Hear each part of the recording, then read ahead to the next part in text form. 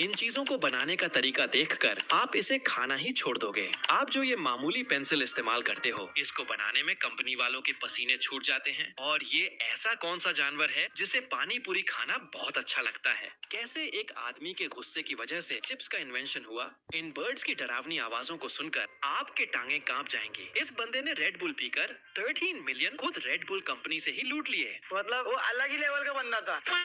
तो वीडियो को एंड तक देखो। एम है 1000 लाइक्स का। कैसे ना कैसे करके मुझे चाहिए। इतना जिला मैं कभी नहीं हूँ अपनी पूरी जिंदगी में जितना इसमें जिला हूँ। मुझे चाहिए ही चाहिए, तो लाइक मारो। नंबर 1। यार, हमें लगता है कि इलेक्ट्रॉनिक डिवाइसेस इस्तेमाल करने से हमारी बॉडी पर कोई फिजिकल चेंज या ज्यादा फर्क नहीं पड़ता होगा, लेकिन ये बात बिल्कुल गलत है। आपको पता होगा, कई लोग जो हार्डकोर गेमिंग करते हैं, यानी कि पूरा दिन स्ट्रीम करते हैं या फिर अपने एंजॉयमेंट के लिए 4-5 घंटे गेम खेलते हैं और गेम खेलते वक्त हमेशा हेडफोन्स पहनते हैं। ये हेडफोन्स काफी ज्यादा भारी होते हैं, तो ऐसे में इनके सर पर डेंट हो जाता है। हाँ भाई, आपको ये मजाक लग रहा होगा, लेकिन ये मजाक नहीं है। जो लोग हैवी हेडफोन्स काफी अरसे तक यानी 3-4 साल तक पहनते रहते हैं, उनके सर में हल्का सा डेंट हो जाता है और कुछ लोगों का तो ये डेंट काफी बड़ा भी होता है। और हाँ, हेडफोन्स हमारी स्कल को नहीं मोड़ता, बल्कि स्कल के ऊपर जो स्किन होती है उसकी लेयर्स में डेंट पड़ जाता है, इसी वजह से ये होता है। नंबर 2। दोस्तों, क्या आप जानते हैं जो पोटैटो चिप्स आज आप इतने मजे से खाते हैं, वो असल में गलती से इन्वेंट हुए थे। दरअसल दोस्तों, पोटैटो चिप्स पहली बार एक शेफ ने इन्वेंट किए थे। एक बार जॉर्ज के रेस्टोरेंट में एक कस्टमर ने पोटैटो फ्राइज ऑर्डर किए, लेकिन फ्राइज के मोटे आलू से वो कस्टमर बहुत नाराज हो गया और उसने शिकायत की कि ये फ्राइज बहुत ज्यादा मोटे और कच्चे हैं। इसलिए उसने शेफ को बुरा भला सुनाया और कहा कि तुम इनएक्सपीरियंस्ड हो। यह बात शेफ जॉर्ज के दिल पर लग गई और फिर गुस्से में आकर उसने आलू को बहुत बारीक बारीक काट कर डीप फ्राई किया और उन पर नमक डालकर कस्टमर को दे दिए। मजेदार बात यह है कि उस कस्टमर को वो चिप्स बहुत पसंद आए। इस तरह गुस्से में पोटैटो चिप्स का इन्वेंशन हुआ। नंबर 3। पेंसिल देखने में जितनी नॉर्मल लगती है, इसे बनाने में उतनी ही मेहनत लगती है। पेंसिल बनाने की शुरुआत ग्रेफाइट की खुदाई से होती है। उसके बाद इसे फैक्ट्री में ले जाकर मिट्टी के साथ अच्छी तरह मिक्स किया जाता है। फिर इस पर बहुत ज्यादा प्रेशर डाला जाता है और इसे स्टिक बनाया जाता है। इस प्रोसेस से जो स्टिक बनती है वो बहुत मुलायम होती है, इसलिए उन्हें 2 से 3 घंटे तक 120 डिग्री पर हीट किया जाता है। हीट होने के बाद ये स्टिक्स हार्ड हो जाती है। फिर इन्हें वैक्स में डुबोया जाता है, जिससे इन पर चमक आती है। अब बारी आती है लकड़ी तैयार करने की। लकड़ी के फट्टों में छोटे छोटे गड्ढे बनाए जाते हैं, उनमें ग्लू डाला जाता है और फिर ग्रेफाइट स्टिक्स उनमें रख दी जाती है। ऊपर से दूसरा फट्टा रखकर सैंडविच बना दिया जाता है। फिर इसे काटकर शेप दी जाती है और पेंट किया जाता है और इस तरह पेंसिल तैयार हो जाती है। नंबर 4। इस बंदे ने रेड बुल पीकर $3 मिलियन खुद रेड बुल कंपनी से ही लूट लिए। मतलब वो अलग ही लेवल का बंदा था। इस बंदे का नाम है बेंजामिन कैरेथर्स, जो न्यूजीलैंड के रहने वाले हैं। इस बंदे ने एक दिन रेड बुल की एक एड देखी, red bull gives you wings, मतलब रेड बुल पीने से पंख मिलते हैं। इसी बात को देखकर उसने रेड बुल पीना शुरू कर दिया।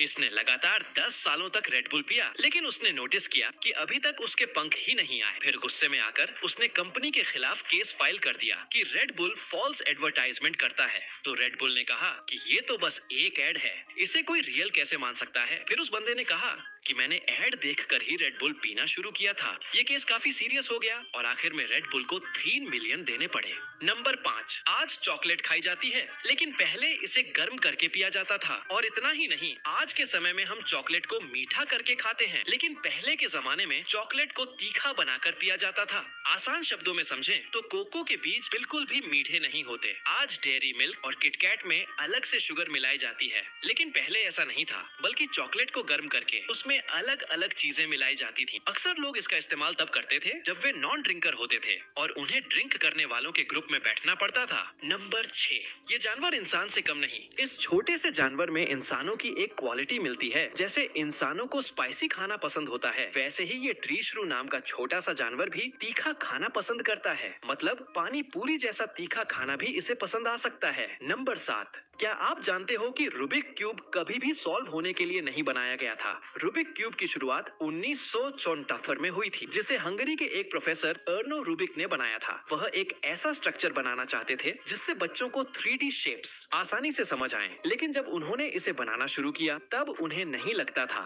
कि यह कभी सॉल्व हो पाएगा। लेकिन महीनों बाद उन्होंने दुनिया का पहला रूबिक क्यूब सॉल्व किया। उसके बाद इसे दुकानों पर बेचने के लिए रखा गया और इसका क्रेज आज तक इतना ज्यादा है कि इसके टूर्नामेंट भी होते हैं जहां लोग कुछ सेकंड्स में ही इसे सॉल्व कर लेते हैं। नंबर 8, अगर तुम भी ज्यादा सोते हो तो ये वीडियो तुम्हारे लिए है, क्योंकि मैं तुम्हारा भाई बताएगा ज्यादा सोने के फायदे क्या होते हैं। देखो, जो लोग ज्यादा सोते हैं उनके अंदर कैंसर होने के चांसेस बहुत कम होते हैं। जो ज्यादा सोते हैं उनको हार्ट अटैक आने के चांसेस भी बहुत कम होते हैं। देख देख देख, मुस्कुरा रहा है।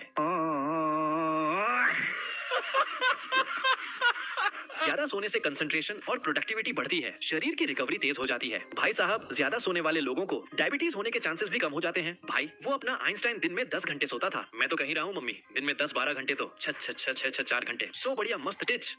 नंबर 9, ये रेयर बर्ड सबसे अजीब आवाजों में से एक रेयर आवाज निकालता है। शुरुआत होती है सॉफ्ट, जैसे हल्की सी फुसफुसाहट, फिर अचानक शार्प भौंकने जैसी आवाजों में बदल जाती है। बिल्कुल अनप्रेडिक्टेबल, बिल्कुल अननेचुरल, जैसे वार्न कर रहा हो कि पास मत आओ। और जब आप समझते हो कि खत्म हो गया, ये फिर से शुरू हो जाता है। अब सुनो इसकी ये खौफनाक आवाज।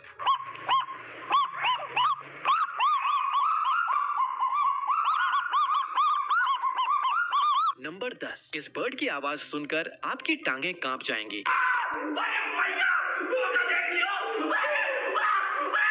और ये स्क्रीम करता है, लंबी चिलिंग चीख जो बिल्कुल इंसानी लगती है। रियल केस भी हैं जहां लोगों ने इमरजेंसी कॉल किया क्योंकि उन्हें लगा कोई अटैक हो रहा है, लेकिन जब मदद आई वहां कोई नहीं था, सिर्फ अंधेरे में छुपा हुआ एक उल्लू।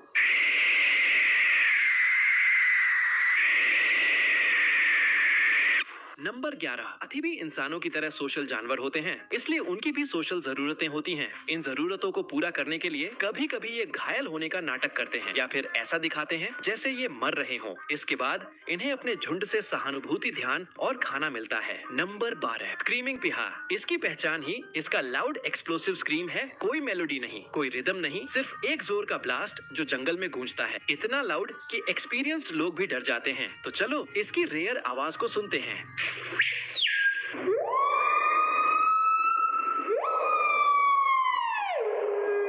नंबर 13, हंड्रेड फेरी। ये छोटी सी चिड़िया अपने पार्टनर को चीट करती है। जब इसका पार्टनर खाना लाने के लिए दूर जाता है तो ये चुपके से दूसरे मेल्स के साथ मेट करती है। नंबर 14, वीडियो को देखने के बाद तुम्हें ऐसा लगेगा कि ये तो मेरा दोस्त है। देखो, एक इंसान था 44 साल का जो फ्रांस में रहता था। उसकी एक बीवी थी और 2 बच्चे थे, मतलब एकदम नॉर्मल लाइफ जी रहा था। पर अचानक से 2007 में उसके लेफ्ट वाले पैर में थोड़ा दर्द होने लगा तो वह डॉक्टर के पास गया। अब किसी न किसी वजह से डॉक्टर ने उसे MRI टेस्ट कराने को बोला और जब रिपोर्ट आई तो डॉक्टर का दिमाग खराब हो गया, क्योंकि रिपोर्ट में आया कि इस इंसान में तो दिमाग ही नहीं है। लिटरली इसका 90% दिमाग गायब है, सिर्फ 10% दिमाग है। एक पतली सी लेयर है। डॉक्टर बोला, अरे इसका तो ऊपर का माला सच में खाली है भाई। फिर उसका IQ टेस्ट कराया गया जो 84 आया, मतलब ठीक ठाक। इस कंडीशन को हाइड्रोसिफिलस बोलते हैं और ये केस मेडिकल साइंस में आज तक एक मिस्ट्री है। मतलब तुम सोचो, एक बंदा जिसका 90% दिमाग गायब है और वो एकदम नॉर्मल